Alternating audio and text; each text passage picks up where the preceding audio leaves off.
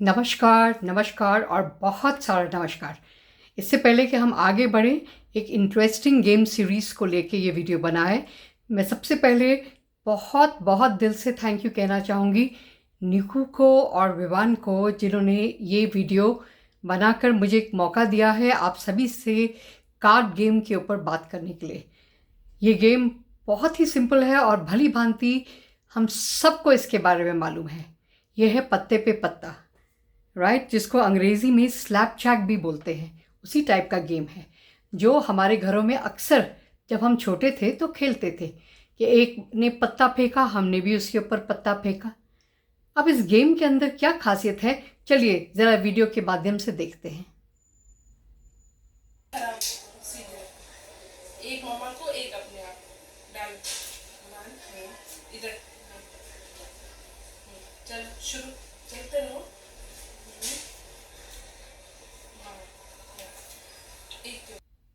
अगर आप ध्यान से देखेंगे तो आपने अभी देखा होगा कि विवान की मदर ने विवान को बताया कि हम इसको पत्ते को बांटेंगे, एक इधर एक उधर।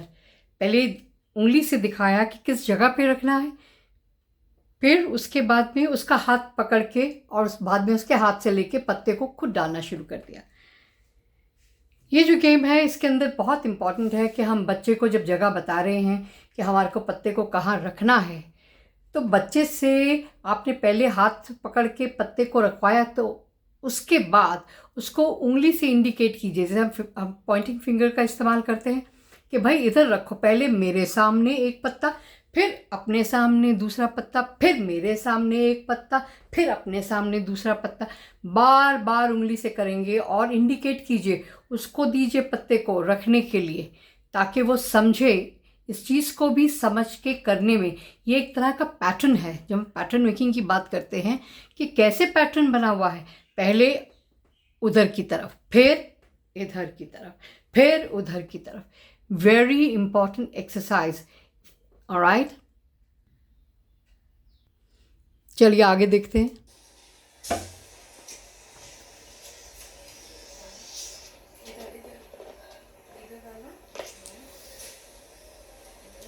विवान का ध्यान भी देखिए, विवान कहाँ देख रहे थे, बीच में हमें ये भी देखना है कि बच्चा कहाँ देख रहा है बीच बीच में। ठीक करो, कार्ड ठीक से रखो, एक हैंड। उसको बोलना है सामने देखिए।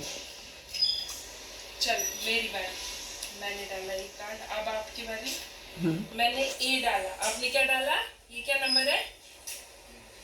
8। अब मेरी बारी। ठीक से पकड़ो, हाथ में गिर जाएंगे बेटा। कर देखो मैंने कैसे पकड़ा। विवान अटेंशन, ध्यान दो। ये बहुत अच्छी बात बोली दीपू ने, अटेंशन दीजिए। नंबर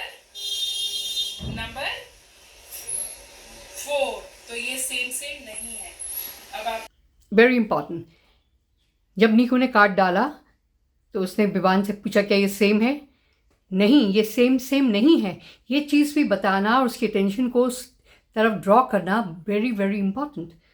नहीं तो बच्चा कार्ड डालता चला जाएगा। तो हम क्या सिखाने की कोशिश कर रहे हैं? इस गेम कार्ड के अंदर हम बताने की कोशिश कर रहे हैं कि कार्ड्स जो हैं वो जब एक जैसे आ जाएंगे, पहले से बताया हुआ था इसको, तो हमारे को उनको उठाना है या बताना है कि सेम है। नीचे देखो, अभी देखो। तो फोकस बहुत बहुत इम्पॉर्टेंट है इसके अंदर।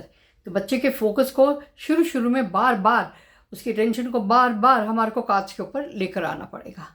Is that okay? ऐसे डालिए। वाओ, 4 के ऊपर क्या डाला आपने? देख तो ले, सेम आ गया। 4 के ऊपर क्या डाला आपने? 4। ये क्या नंबर है? मैं थोड़ी पूछ रही 4 के बाद क्या आता है। 4 के ऊपर क्या डाला? ऑलराइट। निकू ने बहुत अच्छी एक चीज़ पूछी और उसको दिखा के पूछी कि देखो 4 के ऊपर क्या आ गया है। देखो विवान जो है वो देखने के लिए तैयार नहीं है, क्योंकि वो अनईजी फील कर रहा है। आप देख रहे हो उसकी बॉडी मूवमेंट को, किस तरह से वो फील कर रहा है। कभी उठने की कोशिश कर रहा है, कभी निकू की ठोड़ी को हाथ लगा रहा है। Alright, there is some problem, there is some concern here, जो कि आप बाद में पता चलेगा आपको कि क्या कंसर्न है, क्या हो रहा है यहाँ पे। सो निकू इनको बार बार दिखा रही है, उन्होंने दिखा है कि देखिए अभी आपने 4 डाला, 4 के ऊपर 4 आ गया, तो ये सेम हो गए, बिल्कुल मैचिंग हो गए। सो अब आगे देखते हैं निकू इनको क्या बताती हैं। ठीक से बैठो। अब आप जीत चुके हैं, सारे कार्ड हो गए आपके। शाबाश शाबाश, ले लो, उठाओ अपने सारे कार्ड। ये ओके, एक और बहुत अच्छी चीज़ जो निकू ने की, उसको शाबाश दी। उसके ये जो जिटनेस हो रही थी, जो उसकी अनइजीनेस वो महसूस कर रहा था, रेस्टलेस था, हिल रहा है, उसको थोड़ा सा कर्व करने के लिए, क्योंकि धीरे धीरे ऐसा लग रहा था कि विवान अभी थोड़ा सा उसका मूड ख़राब होने वाला है। तो निकू ने उसको बहुत बढ़िया शाबाश दी उसकी कंधे के ऊपर। उससे थोड़ा सा हल्का सा पेसिफाई हुआ है वो। तो बच्चे के मूड को भी देखना है कि वो क्या कर रहा है। हो सकता है कि उसको इसमें इस वक्त पे इंटरेस्ट नहीं आ रहा हो। Knowing Vivaan, I know Vivaan gets interested in to these games also, but at the moment, फिर मैं आपसे बोल रही हूँ बॉडी मूवमेंट के बारे में, बाद में आपको पता चलेगा कि कहना क्या चाहता है, क्या हो रहा है उसको। तो उसको दिखाइए। जो भी अगर नहीं देख रहा, उसको बोलिए प्लीज़ नीचे देखो, देख कितना अच्छा हुआ है, बहुत अच्छे, कितना अच्छा तेरे कार्ड के ऊपर कार्ड तेरा एक और बन गया है। राइट, उसको इनकरेज कीजिए, उसको अच्छा फील करने दीजिए इस चीज़ को लेके। उठाइए, आप खुश हो? हाँ जी, आपके ज्यादा कार्ड हो गए। बस ओके, विवान जो है अगेन इज़ वेरी रेस्टलेस, और फिर कुछ और इंडिकेट करने की कोशिश कर रहा है, अपनी मदर को बताने की कोशिश कर रहा है, जिसको थोड़ा सा इग्नोर किया जा रहा है। अब देखते हैं कि क्या एक्चुअली हो रहा है। सीधे एक मामा को, एक अपने आप डाल डाल इधर। मैं चाहूँगी दोबारा से आप इसको देखें। बस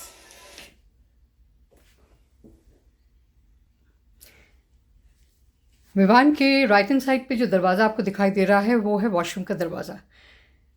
Vivaan wanted to use the washroom, तभी इतना रेस्टलेसनेस हो रही थी। और अगर हम उसको बीच में भेज देते तो ये भी पॉसिबिलिटी थी कि उसके बाद वो शांत रह के गेम के ऊपर ज़्यादा अच्छे से फोकस कर सकता था। जब कभी ऐसा हो बीच में, तो हमारे को गेम को या जो भी हम काम कर रहे हैं उसको वहाँ रोकना चाहिए और देखना चाहिए कि बच्चा क्या कह रहा है।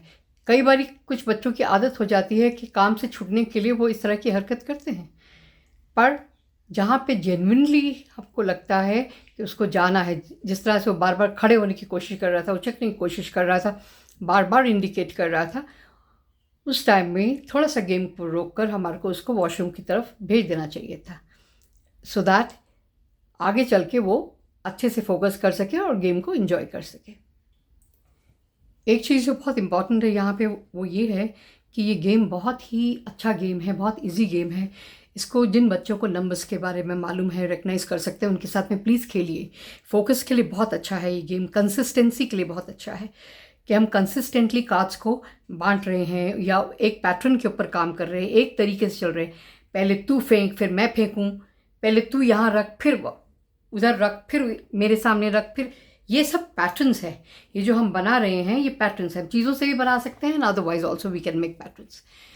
Now the other thing is decision making. के हो गया उसको हमने बता दी, जब पत्ते के ऊपर पत्ता आ जाएगा तो तुम्हें क्या करना है, क्या करोगे तुम, पूछना पड़ेगा हमारे को बच्चे के साथ में, क्या करेगा, तो क्या करेगा वो जल्दी से। एक और चीज़ जो बहुत इंपॉर्टेंट है यहाँ पे वो है रिएक्शन टाइम। पहले बच्चा बेशक धीरे धीरे धीरे धीरे आपकी चीज़ को देखेगा, पर जैसे जैसे समय के साथ में आप उसके साथ गेम को रिपीट करेंगे उसका रिएक्शन टाइम भी थोड़ा सा तेज़ हो जाएगा। इसमें एक और चीज़ जो इम्पॉर्टेंट है वो ये है पेशेंस। और इस गेम में अनप्रडिक्टेबिलिटी भी है कि पता नहीं इसके ऊपर मैं वो 4 वहाँ से उन्होंने फेंका है, मेरा 4 आएगा कि नहीं आएगा। चाहे बच्चा इतने लेवल पे नहीं हो सोचने की, फिर भी वो पेशेंस एकदम से ग्रैब करके पत्तों को उठा लेना, झपट पड़ना, ये चीज़ ठीक नहीं है। तो उसको बोलना पड़ेगा अपने हाथ को पीछे रखिए, अगर वो ऐसा करता है तो पेशेंस रखिए, अभी हम पत्ते डाल रहे हैं, तुम्हारा भी नंबर आएगा, तुम्हारे भी कार्ड्स बनेंगे, right. So we have to have this kind of a control over the game and the child also to make him understand कि आराम से खेलो, आराम से, अभी अभी आएगा, अभी आएगा, अभी ये नंबर आएगा, ओके। एक और चीज़ वो है हैंडलिंग ऑफ कार्ड्स। कैसे हम हैंडल कर रहे हैं, कैसे हम देख रहे हैं, इसके ऊपर भी ध्यान दीजिए कि कार्ड को कैसे पकड़ा हुआ, उसकी ओरिएंटेशन कैसी है, वेरी इंपॉर्टेंट। उसके बाद रूल फॉलोइंग। तेरे को बोला है कि भाई पहले मैं डालूंगी फिर तुम डालोगे, इसलिए वेट करना सीखो, वेट करो, जब तुम्हारी टर्न आएगी तभी तुम डालोगे। और कार्ड के ऊपर हाथ नहीं लगाना, फजूल हाथ नहीं लगाना, रोक दो उसको, अपने हाथ को अपने पास रखो, पीछे रखो। जब तुम्हारा कार्ड के ऊपर कार्ड सेम नंबर आएगा तभी तुम उठाओगे। मैं अपने लिए अपने आप उठा लूँगी, तुम्हें नहीं उठाने की ज़रूरत, इसलिए अपने हाथ को पीछे रखो। राइट, ये कहना बहुत ज़रूरी है। एक और बहुत ही वंडरफुल चीज़ इसके अंदर है रिकॉल, कि हमने अभी तक कितने नंबर फेंके। 2-3 कार्ड फेंकने के बाद में पूछिए कौन कौन से नंबर है नीचे, सोचो कौन कौन से नंबर डाले और बोलते जाओ उसके साथ में कि कौन कौन से नंबर उसने डाले हैं। जब भी आप नंबर डालें 2-1 कार्ड के बाद में पूछना शुरू कीजिए। बहुत सारे डाल देंगे तब नहीं होगा, सो 2-1 के बाद में पूछिए, तो इससे रिकॉल भी हो जाएगा, which is a very very good thing. So please इस गेम को यूज़ कीजिए। This is a very very easy game. बहुत इंटरेस्टिंग बनाया जा सकता है। आपका लहजा कैसा है बोलने का, आप किस तरीके से इसको एड्रेस करते हैं, बच्चे को कैसे इसमें इन्वॉल्व करते हैं और चीज़ों को इंटरेस्टिंग बनाते हैं। So please do try at home. Do let me know how do you feel about this game. It is very involving. There can be a lot of fun, there can be a lot of laughter. इसमें बहुत bonding हो सकती है आपस में, जिनके साथ में हम खेल रहे हैं बच्चे के साथ में। तो प्लीज़ इस गेम का इस्तेमाल कीजिए और बच्चे को भी इंजॉय करने दीजिए। सिर्फ नंबर्स को हम टेबल के ऊपर बैठ के ही नहीं कर सकते, उसका इस्तेमाल चीज़ों कैसी सिमिलर है, पैटर्न्स कैसे चल रहे हैं, उस चीज़ को भी एम्फोसाइज करने के लिए इस गेम को हम यूज़ कर सकते हैं। Right, so please do try. Thank you so very much, and thank you once again to Niku and to Vivan. Thank you.